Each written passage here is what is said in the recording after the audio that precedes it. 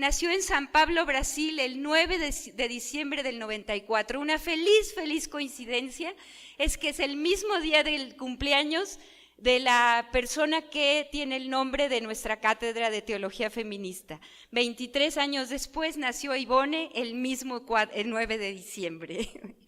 Hija de inmigrantes sirio-libaneses. Ivone decía: siempre tuve la sensación de pertenecer a Brasil, mi país, pero también me he sentido extranjera en numerosas ocasiones. Nací mujer cuando una familia de inmigrantes originarios de Oriente Próximo esperaba un hijo varón. El deseo frustrado de mis padres siempre me ha acompañado como una herida. Dice Ivone, esto no es una gran tragedia, hay dolores mucho más grandes y profundos, pero también hay que reconocer lo que uno vive, hay que tomarlo en cuenta, aunque comparativamente pueda no significar lo mismo que otros. Sobre mis espaldas esta división entre dos mundos culturales, entre dos lenguas. No querer ser rechazada ni por uno ni por otro. Yo tenía miedo siempre a que otros niños se rieran de mí a causa del acento de mis padres. Experimenté el mal de la diferencia excluyente al mismo tiempo que tomaba conciencia de lo importante que es la diferencia. Me parecía que todos los extranjeros eran mi familia. Deseaba luchar contra las injusticias sociales. Deseaba precisamente aquello que le estaba vedado desear a una hija de inmigrantes. Y una referencia muy importante, ella les llama sus matriarcas, las mujeres de su familia. Dice, dieron muestras de una gran valentía para sacar adelante su vida y la de sus hijos. Las quería mucho, pero no quería reproducir su fuerza sometida. Tenía temor de reproducir ese malestar que podía leer en sus vidas, miedo a revelar sentimientos tan distintos de la relación en la que vivía. Experimenté el mal de la diferencia excluyente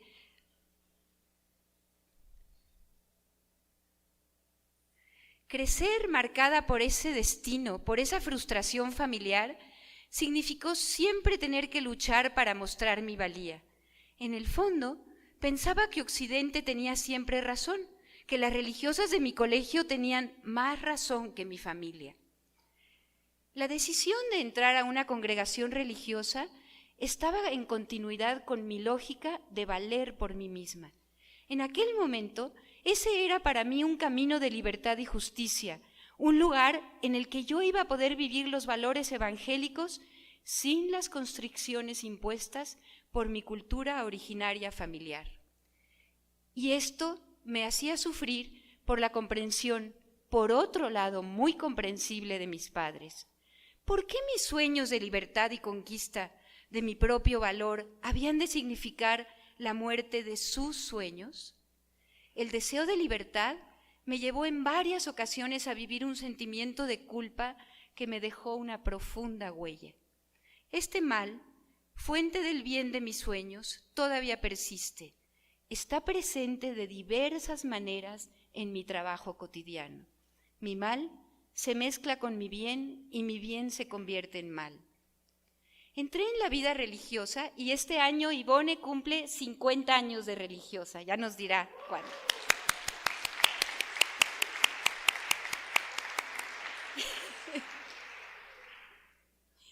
Entré en la vida religiosa en 1967, tenía 22 años. Era el momento de los grandes cambios de la Iglesia Católica, después del Vaticano II. Las congregaciones religiosas dejamos las instituciones para vivir entre los pobres. Esa ha sido una característica específica o especial de la vida religiosa de las mujeres, salir de las instituciones y vivir en comunidades populares, una vida llena de desafíos. Como dice Pilar Aquino, que no vamos a Europa para aprender, pero todos acababan yendo a Europa, por lo menos para que no les dijeran que no sabían, por lo menos para eso, ¿no? Y pues así tenemos a Ivone, entre 1972 y 73, fíjense, ahí 2 años, 1 año y pico, Estudió en la Universidad Católica de Lovaina, Bélgica, bachillerato teológico, licenciatura en ciencias religiosas, maestría en filosofía. Estudió en la Universidad Católica de Lovaina, Bélgica, bachillerato teológico, licenciatura en ciencias religiosas, maestría en filosofía. Y 2 años más tarde se doctoró en filosofía en la Universidad Católica de San Pablo, Brasil, con una tesis sobre el problema del mal en la hermenéutica de Paul Ricoeur. Y por 17 años, entre 1968 y 1989, fue profesora del Instituto de Teología de Recife durante el episcopado de Dom Helder Câmara. Doctoró en filosofía en la Universidad Católica de San Pablo, Brasil, con una tesis sobre el problema del mal en la hermenéutica de Paul Ricoeur. Y por 17 años, entre 1968 y 1989, fue profesora del Instituto de Teología de Recife durante el episcopado de Dom Helder Câmara, que posteriormente fue cerrado por la Santa Sede a raíz de su jubilación. Seguramente conocen a algunos de ustedes a Dom Helder Câmara, aquel que decía: si yo doy de comer a los pobres soy un santo, pero si pregunto por qué hay pobres, soy un comunista. Y sin embargo, dice Ivone, la cuestión de la teología feminista ya no la pudo entender tanto. Ivone tiene más de 30 libros y un centenar de artículos publicados, donde intenta ser un puente entre luchas consideradas separadas, el movimiento cristiano y el feminismo. Como ella dice, busco la coherencia conmigo misma a través de mis textos. Ha participado en la Asociación de Teólogos y Teólogas del Tercer Mundo y es docente invitada en universidades de todo el mundo, asesora de diferentes grupos. Pero hay una experiencia, más que leérsela, se la voy a platicar, se la he escuchado a Ivone y la he leído en algunas de sus entrevistas, que me parece que fue el punto clave de conversión de Ivone, muy similar al que escuchó Pilar, pero en otro momento y desde otro ángulo. Dice que fue la experiencia y el trabajo con las mujeres la que le hizo darse cuenta que había que hacer el cambio en la teología. Ella participaba en unos talleres de conciencia sindical, de luchas obreras, y iba a casa de los obreros a platicar con los obreros. Y en esos momentos se dio cuenta que la esposa, que la anfitriona, nunca se sentaba a escuchar cuando leían la Biblia, cuando la discutían. Ivone tomó un día el autobús y fue especialmente a visitar a la señora de la casa. Y le preguntó: ¿por qué no te sientas con nosotros en nuestros cursos? Y ella le dijo, casi enojada: ¿conoces tú las condiciones de nuestra vida? ¿Sabes lo que pasamos el viernes cuando ya no queda nada en la mesa y ya no hay dinero? ¿Sabes el tipo de trabajo que hacemos para aprovechar el sueldo? ¿Sabes cómo es la vida en pareja con nuestros esposos? ¿Por qué no voy? Porque tú hablas como un hombre. No quiero ir a tus charlas porque tú no hablas desde nosotras. Dice Ivone, esa mujer abría los ojos para mi condición de mujer en la iglesia. Y para mí se me hace que, al igual que Jesús con la siriofenicia, Ivone dice, aquí yo puedo dar la vuelta del camino que yo ya creía que era lo que Dios quería para mí. Yo ya creía lo que era la voluntad de Dios y yo me regreso y miro la realidad y veo lo que es eso es como el ejercicio claro de la conversión, que lo tenemos en Jesús, lo vemos aquí. Pero, dice, mientras me limitaba a repetir las ideas de otros, particularmente de otros hombres, no hubo problema. Se me apreciaba, se me consideraba enormemente como una profesora muy competente. El atrevimiento a decir una palabra personal acerca de las cosas me llevó a un considerable distanciamiento con mis colegas. Y eso fue vivir el bien y el mal de ser teóloga feminista de la liberación, puesto que tanto la formulación de dogmas como nuestra teología actual no solo están centradas en figuras masculinas, sino que también están formuladas a partir de experiencias masculinas. La búsqueda de autonomía experimentada como bien, me condujo a padecer un mal. Tuve que oír que no era realmente una teóloga. Si la liberación, como decían los teólogos, debería de ser la esencia de toda teología, la entrada de las mujeres en la vida pública debería cambiar la estructura misma del quehacer teológico. Desde una perspectiva latinoamericana, Ivone ha sabido interpretar que es imposible hablar en nombre del dolor de las mujeres sin empatizar con ellas y sin respetar sus creencias religiosas. Las mujeres, dice Ivone, con y para las que trabajo, son pobres y creyentes. Y al celebrar otros 50 años, los 50 años de vida, de edad, Ivone, por hablar de la necesidad de una mayor comprensión con las mujeres embarazadas contra su voluntad, recibió instrucciones de la jerarquía de dejar de enseñar y escribir y de exiliarse, al menos por 2 años. Ivone acató el silencio utilizándolo de manera creativa. Regresó a la Universidad de Lovaina para investigar sobre el mal desde el punto de vista de las mujeres. El doctor Adolphe Guéchet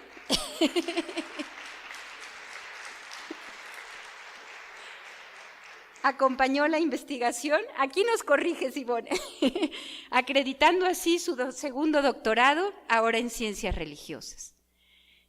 Pero ella nos dice, nunca pensé en desistir porque la Iglesia es parte de mi vida.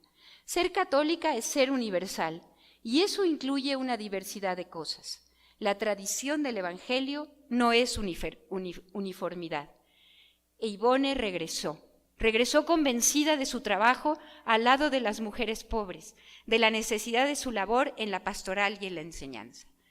La reflexión acerca de la contradicción de la vida fue para mí el pan de vida, y todavía sigue siéndolo, tras tantos años de lucha y de feliz perseverancia en mi camino. Pasamos ahora a ver lo que ha sido el compromiso de Ivone, que yo lo llamo un compromiso rebelde y compasivo. Desde 1973 ha vivido en Camaragibe, región metropolitana de Recife, dedicándose al trabajo pastoral con mujeres. También escribe, imparte cursos, conferencias en todos lados del mundo. Es una combinación bellísima de ir de Camaragibe a estar aquí en todos los lugares del mundo, hablando sobre hermenéuticas feministas, referencias éticas y discursos antropológicos y filosóficos. Nos dice con esta belleza y sencillez, vivo en un barrio pobre de Camaragibe, donde no soy más que una ciudadana que intenta vivir con un sentido de justicia y respeto por mis vecinos y mi ambiente.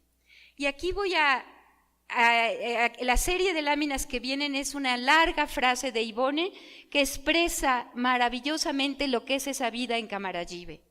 Cuando veo a una joven madre de 4 hijos abandonada por su marido, que tiene que encerrar a sus hijos en un cuartucho estrecho que da a la calle, asegurar la reja con una cadena como si fuera prisión para poder trabajar, cuando veo que no hay escuelas en las que puedan estar los niños, cuando veo a los niños deambulando por las calles cometiendo pequeños hurtos, cuando me sorprendo con miedo de estos niños, de su violencia, cuando veo cómo mi vecino pega a su mujer y la cubre de insultos en público, cuando veo la falta de cuidado con los bienes comunes de mis vecinos, cuando veo la basura rodando por las calles, cuando veo el agua sucia que sale de nuestros grifos, cuando veo cómo menosprecia el gobierno lo relativo al bien común, cuando me siento impotente y no sé cómo hacer que mis capacidades sean útiles para el barrio y la angustia se mezcla con mi pan cotidiano y vivo en mi carne la trascendencia al mismo tiempo que la inmanencia del mal. Es más que un discurso, es una experiencia, un sentimiento profundo que invade todo mi ser. Esto lleva a Ivone a preguntarse si debe dedicarse a la religión, o le llevó a preguntarse si había que dedicarse a la religión o la política, o si la religión es política. Y dice, es peligroso juntar religión y política, principalmente porque aquí en Brasil los políticos creen que pueden hablar en nombre de Dios, y a veces tenemos que admitir que no lo tenemos claro. ¿Amas al mal gobernante? Sí, pero no de manera romántica. Hablo desde una perspectiva, pero cuando aprendemos a hablar y hacemos avances éticos, eso hace un avance político. y nos dice: vivo en mi cuerpo y en mi pensamiento y en mi oración esta realidad. Pasamos, me han dicho que tengo menos de 5 minutos, pasamos rápidamente a lo que es su reflexión. Serena criticidad, su reflexión. Y aquí dejo hablar al doctor Adolphe Gessé, cuando introduce, después de conocer su trabajo, dice: discursos irritados e irritantes es precisamente lo que uno no va a encontrar aquí. No solo por el ambiente general de paz que ya se deja entrever, no sé si por hablar de la teología feminista o de dónde empieza el haber ese ambiente de paz, sino, y creo que puedo decirlo, a causa de la inmensa paz interior de la autora. De ahí también que su discurso pueda escucharse fraternalmente, pues como ella muestra excelentemente, en la Iglesia interesa tanto a los hombres como a las mujeres, y me atrevería a decir, dice Gessé, a Dios y a quienes hablan por Él. Tenemos aquí algunos de los temas de los que habla Ivone, y ahorita pues me quedaré y escogeré alguno. Ivone, uno de los problemas, el que aborda en aquella famosa tesis y que luego fue un libro sobre el rostro oculto del mal, dice que el hablar del mal nos invita a ver a Dios de otro modo, a hablar también de otro modo de la buena nueva, a hacer discursos menos absolutos, discursos de incertidumbre, discursos de diversidad. Y es aquí donde esa dolorosa experiencia es la que la hace pensar que eso puede ser lo que se llama pecado original. Finalmente, o no finalmente, pero me voy a detener en esto, eso la hace reflexionar sobre el perdón y dice: el perdón no tiene que estar en contra del recuerdo de nuestros crímenes comunes.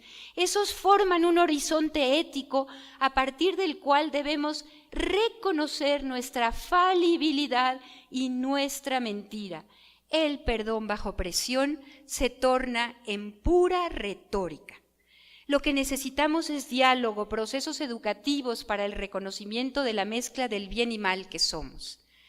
Podemos hablar de perdón, dice Ivone, pero eso escapa el pensamiento sistematizado de la retribución y de la ley. Nos aproximamos al perdón como si intuyéramos algo, y es ahí donde, en este umbral cognitivo en el que nos debemos quedar. Y a mí me avisan también que ahí me tengo que quedar.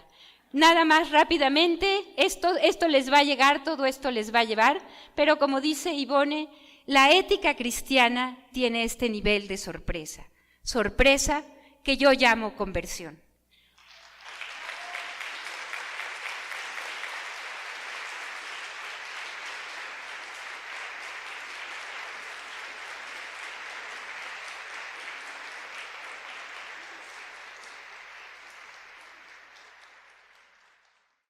Entonces, el Acuerdo 11 del 2016 es: los miembros del Senado Universitario acordaron distinguir con la Medalla de Distinción San Ignacio de Loyola a la doctora Ivone Guevara por su trayectoria y obra académica en concordancia con el ideario de la Universidad Iberoamericana. La obra de Ivone Guevara se apega de manera importante a los principales lineamientos del ideario jesuita, así como a los diversos valores que inspiran la misión educativa de la Universidad Iberoamericana. Entre ellos destacan la promoción de la justicia y la libertad, la crítica a las formas contemporáneas de exclusión y violencia, el enaltecimiento de la equidad y el respeto por las diferencias culturales, el reconocimiento de las desigualdades de género y de pertenencia a minorías, la lucha contra las condiciones de pobreza que aquejan a los más desfavorecidos del globo, el favorecimiento de una cultura de paz, el compromiso con el medio ambiente y la formación humanista. Su influyente trabajo como religiosa, intelectual y crítica de lo social mucho tiene que ver con el espíritu ignaciano de transformación de las condiciones del mundo siempre hacia mejor, así como con la reflexión sobre el compromiso que la jerarquía eclesiástica tiene para con una sociedad ávida de libertad, justicia, equidad y paz. Nuestra comunidad universitaria se enriquece y se honra con la difusión y la reflexión de la obra de esta teóloga brasileña. En este sentido, la visita que ha hecho a nuestra universidad, que agradecemos, igual que su presencia en esta cátedra de teología feminista, hace pertinente, deseable y abre la oportunidad de expresarle nuestro reconocimiento con el otorgamiento de esta medalla San Ignacio, porque estamos seguros que, como lo ha hecho hasta ahora, este otorgamiento contribuirá a situar a nuestra Universidad Iberoamericana y en particular al Departamento de Ciencias Religiosas como una referencia importante del quehacer teológico críticamente ecosocial y éticamente responsable. Quiero, pues, en nombre de nuestra universidad, agradecer y reconocer a la doctora Guevara porque ha aceptado recibir esta distinción por parte de nuestra universidad. Y quiero que lo atestiguen junto con nosotros. Muchísimas gracias.